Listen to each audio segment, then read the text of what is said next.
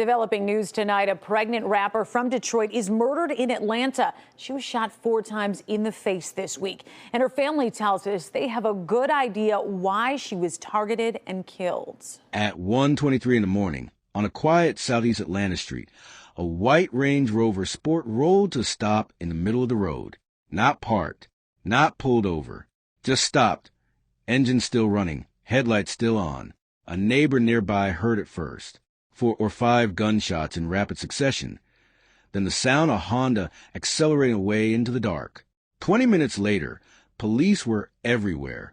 When officers reached the vehicle, they found a 36-year-old woman in the driver's seat, shot 4 times in the face. She was 14 weeks pregnant.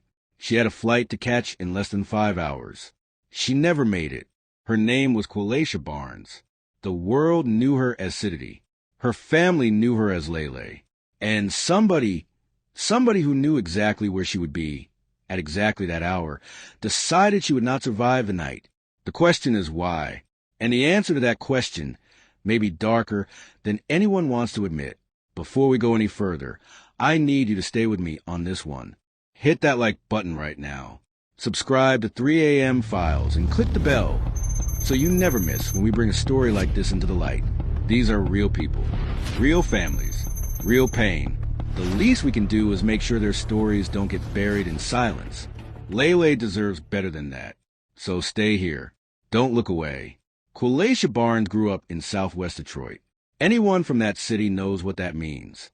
You learn early that the world does not hand you anything, so you build. That is exactly what she did. A decade ago, she packed up and relocated to Atlanta, which in itself tells you something about her. She was not a woman who stayed still. She was always moving toward something. In Atlanta, she built 3 things simultaneously: a music career, a business, and an education. Her stage name, Siditty, was not just branding. It was her. Her mother, Francine Lopez Stewart, described her this way. She loved makeup. She loved dressing up. She loved beauty. She was Siditty.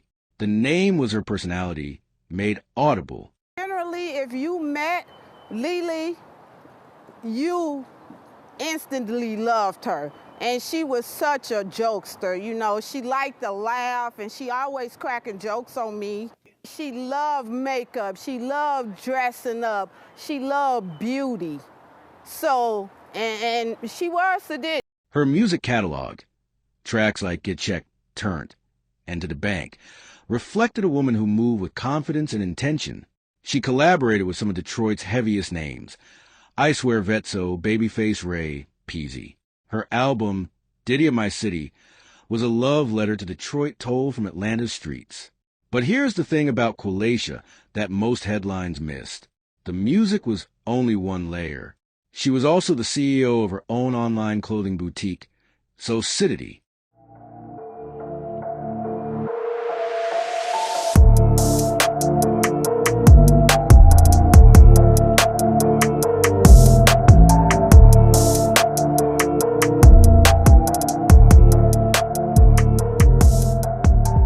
And she was enrolled in nursing school, not casually enrolled, on the dean's list, 2 semesters from graduating.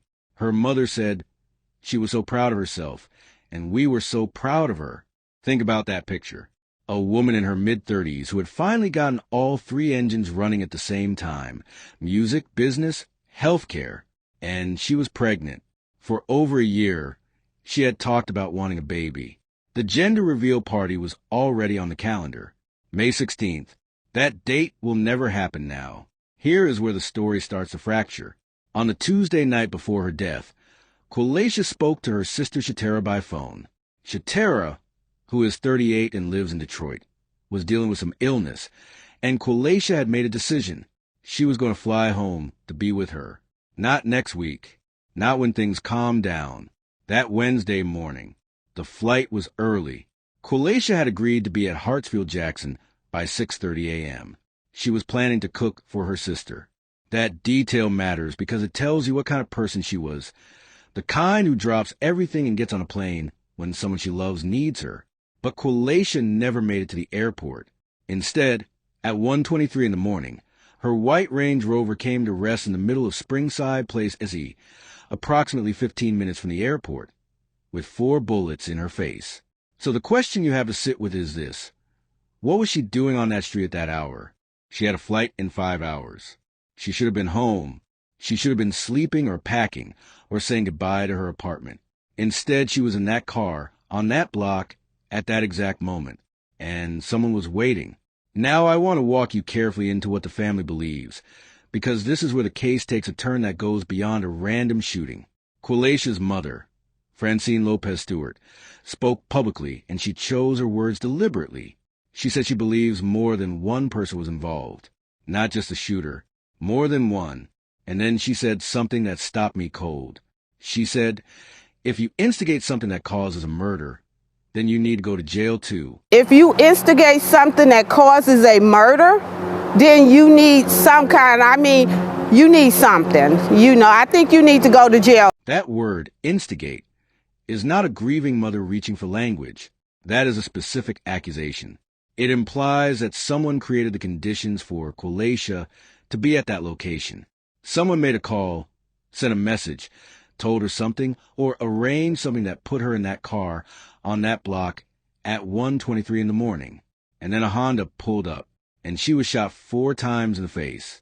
Police confirmed they have a general route she traveled that night and are backtracking her movements. They are asking whether anyone was with her. They're using security video to piece it all together. Qualeisha's family says she was targeted because she was pregnant. We've got a general idea of the route that was taken, so we're going to have to backtrack some information to figure out the exact circumstance, if anybody was with her or not. On top, they do not know yet, at least not publicly, what brought her to Springside Place. The family does, or at least they believe they do.